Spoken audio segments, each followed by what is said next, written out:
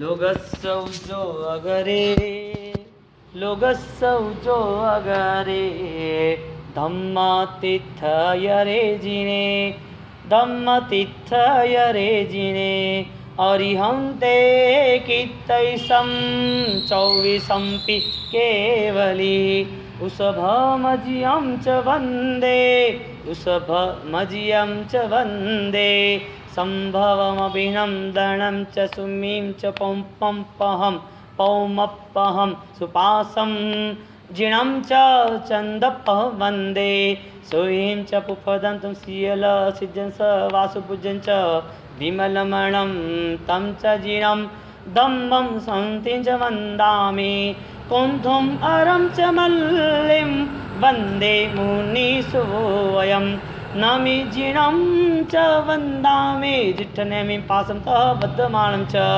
एवं मये अभितुवा विहूय रयमला पहिन झरमरणा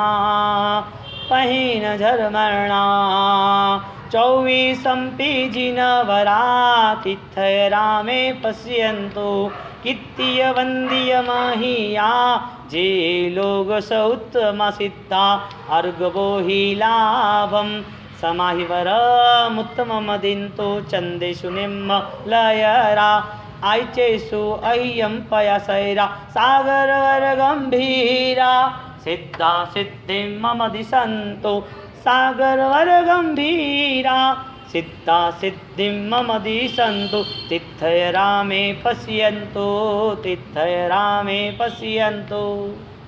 सबको साथ में तिथय रामे पश्यन्तु तिथय रामे पश्यन्तु बोलो तिथय रामे पश्यन्तु तिथय रामे पश्यन्तु तिथय रामे पश्यन्तु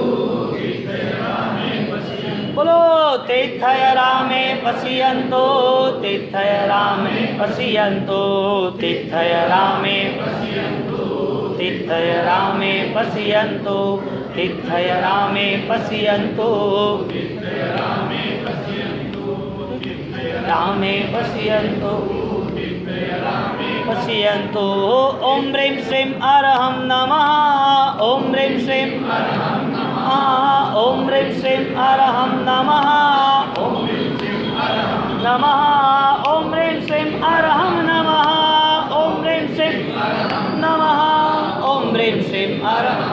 गहरी श्वास लेना, मौन हो जाओ, मौन होके वापिस अरिहंत के माहौल में आप चले जाओ। अरिहंत के माहौल में आपके आसपास अरिहंत की हजारों प्रतिमा है, पहले स्वर्ग लाख 32 लाख प्रतिमा है। आप लंबी चौड़ी हजारों फुट प्रतिमा सुवर्ण की है, जिसमें सुवर्ण से किरण की तरह प्रकाश चारों ओर प्रसारित हो रहा है और अकेले आप परमात्मा से विनती कर रहे हो। आप बैठे हो वहां पर और देखो वो कृपा का कैसा धोध बहा रहा है।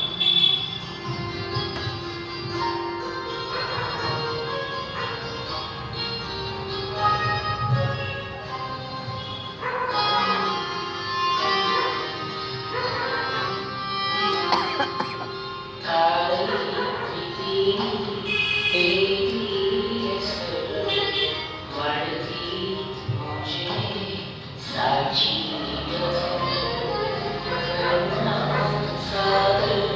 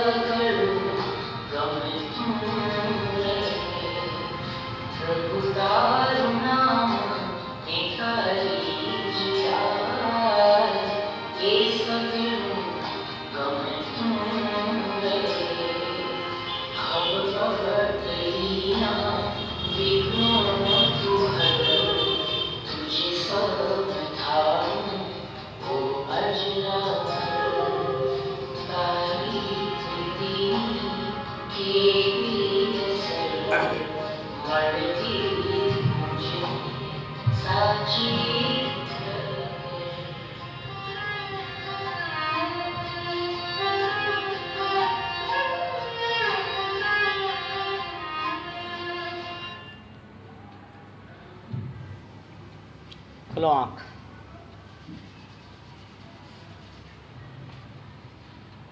पहले स्वर्गीय 1,32 लाख भगवान कितने बड़े हो। 1,000 आदमी भी दिखते तो कितना अच्छा लगता है, 32 लाख भगवान दिखे तो। इस तरह हम लोगों सूत्र की आराधना पूर्ण की। अब आगे कल कर्मंदे शनिवार को मैं टेस्ट लूँगा, ध्यान रखना, और ऐसे पैर रखना। और फिर जो भी कौशक खड़े करने के बाद स्थिर दृष्टि भगवान के सामने दृष्टि रखें, और वो भी दृष्टि कहीं पर भी ऐसे पलक भी न झपनी चाहिए, पलक ना झपनी चाहिए। नज़र अंग संचाल ही, अंग का संचार, स्फूर्त का संचार, आंखें आड़ी टेढ़ी दूसरी दिशाओं में न जानी चाहिए। आपके कौशक के अंतर्गत आपकी आंखें यहाँ है, मन यानी कि ध्यान तीर्थंकरों में है, और एकाग्रता वो है कि कहीं पर भी शारीरिक कोई भी स्फुरण, कोई भी शारीरिक कोई भी स्खलना ना हो, शरीर में कहीं पर भी वाइब्रेट ना हो, बॉडी होठ ना वाइब्रेट होने चाहिए, उंगली ना होनी चाहिए, पैर ना होने चाहिए, यूँ हाथ पैर नहीं हिलने चाहिए, कहीं भी कुछ भी चीज़, कोई भी एक चीज़ भी वाइब्रेट नहीं होनी चाहिए। अपाणम वो सिरामी, हिलना नहीं चाहिए कोई भी चीज़। तो आंख बंद करके नहीं, आंख खुली रख के। यहाँ पर आप जब कौशक करते हो, आप शायद आंख धीरे से भी खुली हो, बड़ी भी हो, जैसी अनुकूलता, लेकिन आपका ध्यान यहाँ होना चाहिए। किसी के कौशक में आपका ध्यान नहीं होना चाहिए कौशक करते वक्त। तो आपने कौशक किया जब भी, तब आपके कौशक के अंतर्गत आपने क्या सोचा, लोगस के अर्थ पता होता तो क्या सोचते, नौकार के अर्थ पता होता तो क्या सोचते। अब हमने नौकार गिन लिया, अब कौशक चला, तो क्रिया एक कैसी रही, यंत्रवत रही। क्रिया कैसी रही, रोज करते हैं, रूटीन में करते रहेंगे, भावोल्लास नहीं आया। हमें भावोल्लास लाने हैं कि कौशक करते वक्त जो शब्द है उसके अर्थ है, और अर्थ के साथ वो रहस्य जो आदर्श है उसे हम पकड़ना चाहेंगे। अब आपका कौशक हो रहा है, उसमें आपकी स्थिरता बढ़ रही है और आपका आनंद भी बढ़ रहा है। कौशक करते वक्त यदि आपने पूर्ण रूप से उनको सही अंजाम दिया तो वो कौशक आपका कंप्लीटली कर्म निद्रा का हो जाएगा। अब पाम बोसिरामी यानी इस संसार में कहीं पर भी कुछ भी चीज़, दुनिया के हजारों लाखों करोड़ों किलोमीटर में कोई भी पुद्गल होगा, कोई भी चीज़ होगी, कोई भी विचार होंगे, वो सबका मैं यहाँ पर सर्व त्याग करके परमात्मा आपके साथ मैं जुड़ना चाहता हूँ। मैं आपको समर्पण के साथ आपका स्मरण करना चाहता हूँ। और वो यादें इतने सारे मोह को विनाश करने वाली, या तो क्षय करने वाली, या तो दूर रखने वाली, ये आदत को दूर करने के बाद यदि एकाग्रता रहती है तो वो परमात्मा का स्मरण यदि तीव्र बन गया एकाग्रता के साथ, वो तीव्रता का मल और उत्साही बनाएगा आपको। बोलो, काउसक करते वक्त कोई आदमी कहता है कि माला गिनते मन भटकता है, दुनिया भर के विचार में दिमाग में रखोगे तो मन तो ऐसा ही बनेगा। आपको करना है, आधा घंटा करना है, देखो आप कैसे कर सकते हो। आप अनजान हो तो जान लो, और जान रहे हो तो आगे बढ़ने की कोशिश करो। लेकिन यदि आप हर रोज आना जाना रूटीन बनाना, उसका कोई मतलब नहीं है। अब कर लो, व्यवहारिक है, एक शुरुआत है, लेकिन जिंदगी भर यही करना, आगे बढ़ने की कोशिश ही नहीं करना। तो यहाँ पर अन्यथा सूत्र से ध्यान की एकाग्रता, ध्यान की भूमिका कैसे सर्वश्रेष्ठ बनती है, वो आदर्श हमको तय करने चाहिए। तो काउसक करते वक्त न जीभ हिलनी चाहिए, न दांत हिलने चाहिए, न होठ हिलने चाहिए, न आँख हिलनी चाहिए, न उंगली हिलनी चाहिए, न पैर हिलने चाहिए, न आप कहीं पर भी आगे पीछे से होने चाहिए। मच्छर भी काट रहा है तो उसे परिसर समझ के वो सहन करने की कोशिश करना है, और सहन करने की वो कोशिश के नाते वो धारणा बनानी है कि ये मेरा नहीं है। परमात्मा, इसकी मिलन की अनुभूति ऐसी रही कि देह का जो योग मिला था, स्थान का जो योग मिला था, परिसर्ग उपसर्ग जो देह पे आधारित थे, वो सब विस्तृत हो गए, सब विसर्जन हो गए। अब कहाँ पर हम मन ले जाएंगे? मच्छर काटा नहीं काटा, धूप आई ना आई, पसीना आया ना आया, गर्मी लगी ना लगी, क्या सोचेंगे काउसक करते वक्त? थकान लगी ना लगी, कितनी एकाग्रता चाहिए। बोलो, धर्म की प्रवृत्ति में ये प्राथमिकता जरूरी है। अब बैठे बैठे काउसक हो जाते हैं, बैठे बैठे वांदना हो जाते हैं, काउसक माला हो जाती है, तो सोते सोते काम खत्म होता है, पता ही नहीं चला 1 घंटा कौन सा स्टेशन आया कौन सा गया। स्टेशन आया और गया, कौन वंदिता बोला, किसने वांदना दिया, किसने स्तवन बोला, कुछ नहीं, हो गया, खत्म। सामयिक तो अभी खत्म हो ना हो, खुद ने आना लेट और जाना जल्दी, कपड़े समेटने लगे, अजी तो लोग पाल रहे सामयिक, वो तो निकल गए। हेलो, आए थे क्यों, वो तो बताओ, प्रॉब्लम क्या थी? ऐसी बहुत जगह पे होने की वजह क्या? आराम से प्रतिदिन खत्म होता है, आराम से वहाँ ध्यान करके सोचना चाहिए कि यहाँ से मैं निकलूँगा, अब सब पाप के रास्ते खुल गए, दुनिया भर के पाप आके चिपक जाएंगे। इससे अच्छा अभी तो और थोड़ी देर मन मनाओ, आराधना का स्थान है, मैं आराधना कर लूँ। वरना वहाँ संसार में ऐसे ऐसे लोग मिलेंगे जहाँ मेरा मन मोह से ग्रसित होगा, राग द्वेष से ग्रसित होगा, और किसी के प्रति अपराध और घृणा का भाव खड़ा हो जाएगा। मैंने प्रतिवर्ण किया है, पापों की आलोचना की है, पाप खत्म करने की मेरी तैयारी थी, इसके लिए मैंने 1 घंटा 2 घंटा दिया है। यदि यहाँ पर मेरा इतना समय व्यतीत हुआ है तो और मन में मक्कम और मन पावरफुल बना के मैं निकलूँ यहाँ से। तो यहाँ से प्रतिवर्ण करने वाला व्यक्ति प्रतिवर्ण करते जा रहा है तो उसको जल्दबाजी नहीं होनी चाहिए, आना है तो जल्दी आना चाहिए। क्यों? क्योंकि वो प्रतिवर्ण की आराधना मेरी होती है, उसके पहले मैं एकाग्रता से 5 मिनट बैठ जाऊँ। प्रतिवर्ण करते पहले, सामयिक करते पहले, जाप करते पहले, कुछ भी करो ना धर्म के अनुष्ठान, उसके पहले 2 मिनट बैठ जाना, आंख बंद करके सोचना मैं क्या कर रहा हूँ, ये करने के बाद क्या, इस करने में मेरा फल क्या, अनुभूति क्या। मैं ऐसा कोई वो भेड़ की चाल तो नहीं चल रहा कि कुछ कर रहा है और मैं कर रहा हूँ, किसी ने बताया मैं कर रहा हूँ, ऐसा तो नहीं है ना। मुझे करना है, किस वजह से करना है, इससे अनुभूति क्या होगी, एहसास क्या होगा। साल भर कई सालों से यही चल रहा है, प्रतिक्रमण भी है, पूजा भी है, पाठ भी है, सामायिक भी है, सब कुछ है, लेकिन वो सब शरीर ने बल दिया, मन ने बल दिया होता तो मन का परिवर्तन था। मन का परिवर्तन क्यों नहीं हुआ? कितने समय अरसे चले गए, फिर भी ज्ञान मात्रा का विकास क्यों नहीं हुआ? जीवन में प्रकाश का अवतरण होना चाहिए ना, और प्रकाश के अवतरण के साथ ही वो सही साथ यात्रा कर सकता है। जिसके पास अंधेरा है और जिसके पास अंधेरा नहीं है, जो अंधेरे में है और अंधेरे में नहीं है, उस दोनों में क्या भेद है? प्रकाश वाला कहीं ठोकर नहीं खाएगा, गिरेगा नहीं खड्डे में। अंधेरे वाला वो व्यक्ति कुछ भी नहीं होगा तो डर के मारे गिर जाएगा। अंधेरा डर और भय के मारे, कुछ खड्डा भी नहीं होगा, खंभा भी नहीं होगा तो भी गिर जाएगा। ये जो संसार का क्रम है प्रकाश और अंधेरे का, यही ज्ञान का क्रम है। ज्ञान वाला आत्मा यानी कि समझदार व्यक्ति और अनजान व्यक्ति। और प्रतिक्रमण की क्रिया या सामयिक की क्रिया करनी है तो उसकी पूर्व भूमिका है पहले मन को शांत बना दो। मन में कोई भी दुविधा लेके चलो नहीं, यानी पद संपदा आवश्यक है। तो लोकस सूत्र में ताव कायम ठाणेनम मौणेनम झाणेनम। अब प्रतिक्रमण करने आए और दुनिया भर के बिजनेस की चिंता होगी, शादी ब्याह की चिंता होगी, बीमारी होगी, सब चिंता होगी, तो भगवान ने रास्ता बताया कि ये सब करने के बाद आप तय करो कि मेरा मन इतना कमजोर है कि प्रभु इस धर्म में जुड़ नहीं सकता है।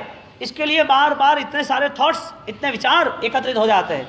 उस विचार को अब हम कंट्रोल करते हैं। वो आपको खुद को करना है, वो एक दिन में नहीं होगा। 1000 दिन आप मन बनाओ सामायिक का, ध्यान का, प्रतिवर्ण का, एकाग्रता का, जाप का। 1000 दिन के बाद देखोगे क्या निर्मित हुआ। एक दिन में थोड़ी हो जाता है सब। दूध भी गर्म करते हैं ना तो उसको भी 10 मिनट लगती है। पानी भी 100 डिग्री में आता है तो 15-20 मिनट लगती है, तुरंत कुछ नहीं होता है। आज आपकी तैयारी वो भी आपकी रेगुलर होगी तो ये आपने समझ लिया कि 4-5 दिन गुरुजी ने पढ़ा लिया है और पढ़ लिया है, देख लिया है, समझ लिया है, अगले साल भी ऐसा ही होगा। आपको ही पता नहीं क्या है, क्योंकि आप क्या करना चाहते हो धर्म के नाते वो लक्ष्य नहीं बना है। लक्ष्य बनता होता तो उसके हिसाब से वो प्रवृत्ति भी होती, उसका यदि कोई टारगेट होता तो उसका वो वर्तन भी होता। अब लक्ष्य क्या है इस प्रवृत्ति के बाद, क्योंकि हमें ये स्पष्ट बोध नहीं है कि एक क्षणिक है, आज नहीं तो कल ये बिखरने वाला है, गलने वाला है। ये बोध रहता कि यदि यहाँ से ये सब कुछ छोड़ना ही है तो फिर कर्म का उदय है ना, और कर्म के उदय में ये सब होने ही वाला है। बेटा बाप को निकाल देता है, बाप बेटे को निकाल देता है। गुनाह बाप का या आपने किया हुआ कर्म का। शरीर में किसी ने गलत खिला दिया अपने को और हम बीमार हो गए, कर्म हमारे ये देह का है कि किसी सामने से किया उसके लिए है। ये कर्म नहीं होता तो आपके लिए जहर भी अमृत बन जाता।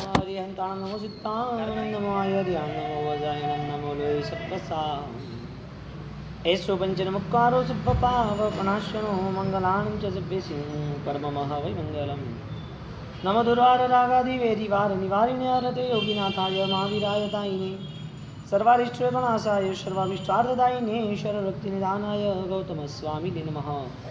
जयतु शीलराजेन्द्र सूर्यहरतापं दैनां क्लेशभाजां नदतु वाद्यं तद्दिश्यो दुन्दुभीनां जपतु दस्याख्यां सदा बब्धलोक तत्वादि सद्बोध प्रकाशकाय आत्मार्थ मार्ग प्रदर्शकाय जयंत रत्न त्रिदायकाय देवादिदेवाय योगम पच्चक खामी। तो च और खामी वो अलग करना, पचखामी नहीं बोलना, पचखामी नहीं, कर नहीं तोड़ना। पचखामी बोला तो च आएगा, खामी नहीं आएगा, पच्चक खामी बरोबर। करेमंदे सामयम साधन जोगम पच्चखामी जाव नियमम, नियम नहीं बोलना, जाव नियम नहीं, जाव नियमम। पज्जुआ सामी दुविहम तिवेणम मणिनम वायाय कायणम न करेमी न कारवेमी तस बनते पडिक्कमामी निंदामी गरिहामी। हाँ गरियामी नहीं बोलना, गरिहामी अप्पाणम वो सिरामी।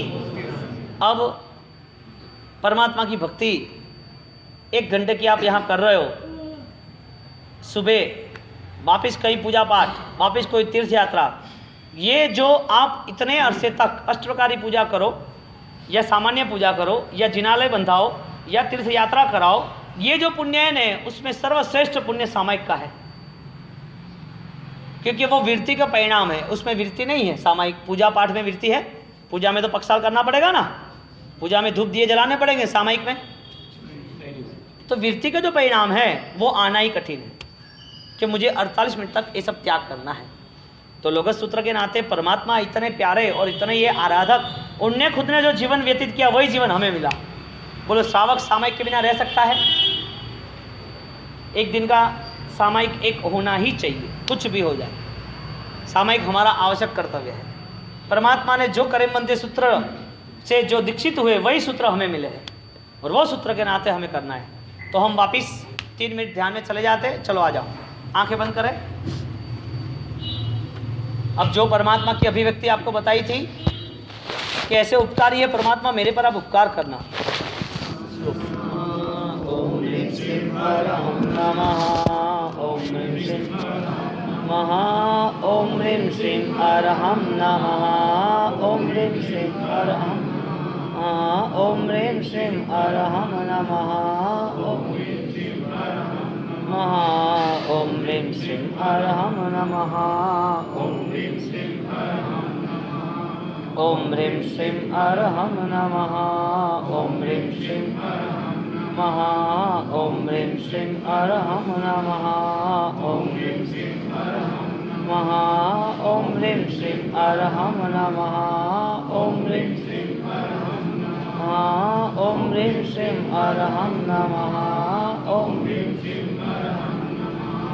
ओम ह्रीं श्रीं अरहं नमः, ओम ह्रीं श्रीं ओम ह्रीं श्रीं अरहं नमः, ओम ह्रीं श्रीं नमः, ह्रीं श्रीं अरहं नमः। ओम ओम ह्रीं श्रीं अरहं नमः।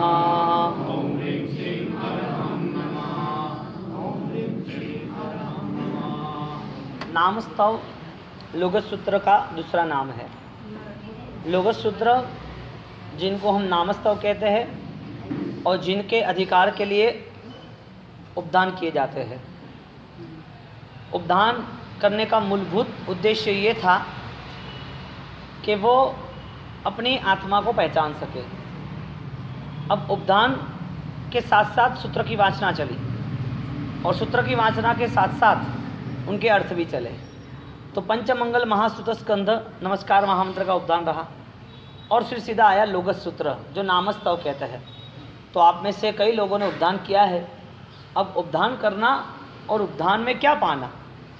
यदि क्रिया तक ही धर्म रहा तो क्रिया का कोई भी बदलाव नहीं आएगा, और वो धर्म यदि ज्ञान का बन गया तो वो धर्म उसके लिए भाव धर्म बन जाएगा। तो हर वक्त लोगस बोलना हो या फिर नौकर महामंत्र बोलना हो, लेकिन जो हमारी ज्ञान दशा में वृद्धि होती है, हमारे विचारों में जो तरतमता जो बदलाव आता है, वो हम तय करेंगे तो ही होगा। तो सूत्र तो वहाँ के वहाँ ही रह गए, किताब वहाँ की वहाँ रह गई, अर्थ भी वहाँ के वहाँ रह गए। सूत्र अर्थ के साथ साथ जब हमारी विचार शक्ति इस सूत्र में जुड़े हुए रहस्य को यदि पाने की कोशिश कर रही है तो फिर निश्चित रूप से इस सूत्र को हम कहीं पर भी न तो गलत बोलेंगे, न हम इस सूत्र से कुछ विपरीत अवस्था में दशा में रहेंगे। अब लोगस सूत्र में तीर्थंकर की इतनी महिमा गाई, लोगस सूत्र में जो इस विश्व के सर्वश्रेष्ठ व्यक्ति है, जिसने सर्वश्रेष्ठ जगह को पा लिया है, जिनने जो धर्म किया था वही धर्म लोगों को संदेश दिया, अब ये उनके जीवन में नहीं होता तो ये हम कह भी नहीं सकते। 27वें भव में ही प्रभु महावीर की पूजना हुई, पहले भव में, दूसरे तीसरे चौथे भव में नहीं हुई। नरक में भी गए, देव में भी गए, 3 इंच गति में भी गए, फिर भी नहीं हुई। वजह यही थी कि वो आत्मा में वो बल निर्मित नहीं हुआ था जब तक वो तीर्थंकर बन पाए। और तीर्थंकर जब भी बने तो देव आ गए भक्ति के लिए, चारों ओर उनकी भक्ति की सेनाई गूंज उठी। क्यों भाई? तो यदि तीर्थंकरों की भक्ति के लिए 5 कल्याणक की उत्सव मनाया जाता है, 5 कल्याणक का, और 5 कल्याणक के उत्सव के अंतर्गत देव इंद्र महाराजा महामहोत्सव करते हैं। किनके लिए? 24 एमपी केवली। कौन है? कौन है? केवल ज्ञानी भगवंत है ना। तो उत्सव तीर्थंकर का हुआ। वो तीर्थंकर के उत्सव, उनके जीवन में 5 कल्याणक जो एक से एक बढ़ के आगे निकलते गए। कल्याणक यानी कल्याण की आराधना। हमारे जीवन में जो कल्याण कर रहे उसकी आराधना करते हैं, यानी कि केवली भगवंतों की आराधना करते हैं। केवली भगवंत यानी उनके आत्मा में वो अभी संसार का सर्वश्रेष्ठ शुद्ध स्वरूप प्रकट हो गया। जो संसार की जो मलिनता थी, कर्म का बंधन था, अब वो विसर्जित हो गया। तो हमारी दृष्टि उनके देह पर, उनके आयुष्य पर, उनकी गति पर, उनके पुण्य वृद्धि पर, राजकुमार पद प्रतिष्ठा पर कहीं पर भी नहीं है, क्योंकि तीर्थंकर बनने वाले वो त्याग के बल से ही बनते हैं। केवली बने हैं कर्म के क्षय से ही बनते हैं। तो तीर्थंकर और केवली वो पूर्व के भव में संसारी थे, लेकिन उनकी पूजा नहीं हुई। पूर्व के भव में देवलोक में थे, वही आत्मा मानव भव में भी थे, वही आत्मा साधना भी करते थे, लेकिन उनकी पूजा क्यों नहीं हुई? वो केवली नहीं बने इसके लिए। यदि केवली बनते तो पूजा होती। तो केवली कब बने? जब आत्मा में वो भाव प्रकट हुए कि मुझे कर्म क्षय करना है, मेरे बंधनों से मुक्त होना है, मेरी जीवन व्यवस्था ये नहीं है, मेरा अभ्युदय मेरे खुद के स्वभाव से, मेरी आंतरिक चेतनाओं को मैं देखूंगा तो ही मैं कुछ कर पाऊंगा।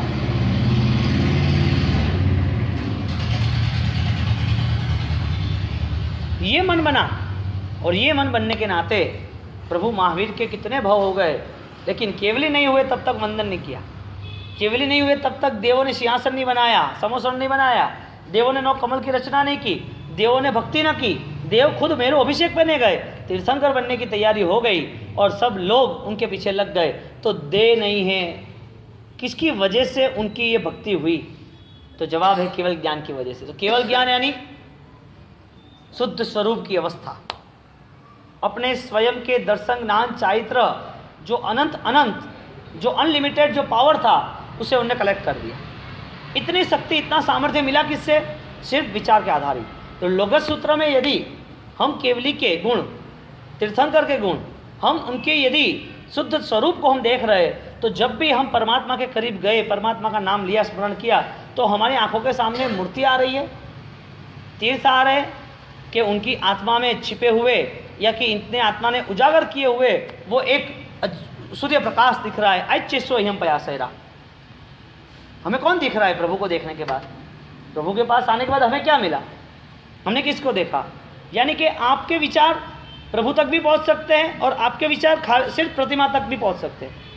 आप पत्थर को भी पूछ सकते हो और आप अपने विचार से सक्षम हो तो परमात्मा का मिलन भी हो सकता है। और परमात्मा के पास जाने वाला व्यक्ति, उनके यदि विचारों में प्रभु का पूर्ण रूप आंखों के सामने आ जाए लोगस सूत्र से, तो प्रभु के लिए वो क्या नहीं कर सकता। उनको पता चला कि प्रभु ने आज्ञा की है कि मुझे ये करना चाहिए, प्रभु ने आज्ञा की है ये कर्मक्षय करना चाहिए, प्रभु ने आज्ञा की है कि समता रखनी चाहिए, प्रभु ने आज्ञा की है कि हर वक्त उत्सर्ग अपवाद को देख के अपनी आत्मा में समता, सुकन, अपने मन को समाधान कैसे मिलता है वो देखना चाहिए। प्रभु ने ये कहा है कि आत्मा यहाँ पर ये पुद्गल सहारा छोड़ के जाने वाली है, उससे पहले इस पुद्गल के साधनों से कोई आराधना हम कर ले।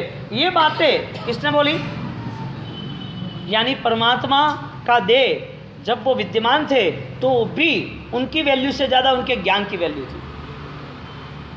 उनने जो राजकुमार का पद त्याग किया, उनने अपने राजपाट का त्याग कर दिया प्रभु महावीर ने क्षत्रिय कुंड का, तो उसकी महत्वता जितनी नहीं थी जिसकी महत्वता राजपाट की नहीं, लेकिन उसको त्याग करने के बाद उसके ज्ञान की थी। अब प्रभु महावीर ने राजपाट त्याग किया तो महत्वता राजपाट थी क्या ज्ञान की थी? तो जवाब आया ज्ञान की। क्यों? त्याग का बल मिला। राजकुमार तो थे, बेटे थे, इतने सारे भोग शोक, इतनी सारी संपत्तियाँ, और ये इतने बड़े पैमाने पे खड़े हुए व्यक्ति, उनको कभी पैर धोकने नहीं गए, लेकिन जैसे भगवान बनने की तैयारी की तो जगत के पूरे विश्व के सर्व जीव उनके चरणों में आ गए। किसके प्रभाव से? उनके देह के प्रभाव से, उनके राजपाट के प्रभाव से, उनके माता पिता त्रिशला और क्षत्रियाणी यानी कि त्रिशला माता और सिद्धार्थ महाराज इसके लिए, या उनके अंदर छिपा हुआ कीर्तन प्रकट हुआ उसके लिए। तो व्यक्ति का सर्वप्रथम उद्देश्य क्या होना चाहिए धर्म करने के नाते? कि मेरी आत्मा में वास्तविक अरिहंत पद की क्या स्थिति है, निर्मित हो रही है, मेरा मन अरिहंत को पाने के लिए क्या तैयारी कर रहा है। ये क्योंकि ये जगत जब तक नश्वर नहीं लगेगा तब तक साधना भी हमारे लिए शाश्वत स्पष्ट नहीं बनेगी। अब लोगस सूत्र नामस्तव, अब नामस्तव की वासना चली और आपने खमासने दे दिए, आपने माला भी गिन ली, तो अरिहंत की माला हम गिनते हैं तो 24 अंबे केवल हमारे सामने अरिहंत यदि सामने आते ही है तो सोचो इतना अजूबा, इतना बड़ा चमत्कार, जो आत्मा केवल ज्ञानी है, जिस आत्मा के अनंत ज्ञान चाहिए चारों ओर उनकी गरिमा चारों ओर दिखती है, जिनने इतना विशिष्ट कक्षा का त्याग कर दिया, त्याग करने के बाद इतने 22 परिसर उपसर्ग सहन कर दिए और उसमें भी समता। ऐसे तीर्थंकर को मुझे मिलना है, सिद्धा सिद्धि मदि संतु प्रभु, मुझे भी आप यही देना जो आपने पाया है। अब इतने विशिष्ट व्यक्ति के पास हम जाए और हम हमारी छोटी मोटी बातें करते रहते हैं, ये नहीं मिला, वो नहीं मिला, ये कब मिलेगा, ये तो हमने परमात्मा का अपमान कर दिया, हमारे प्रभु का अपमान कर दिया। प्रभु के पास जाने के बाद प्रभु को न पहचाना वितरागी को, वैरागी ने, तो वो इस संसार के मोह को त्याग कैसे कर पाएगा?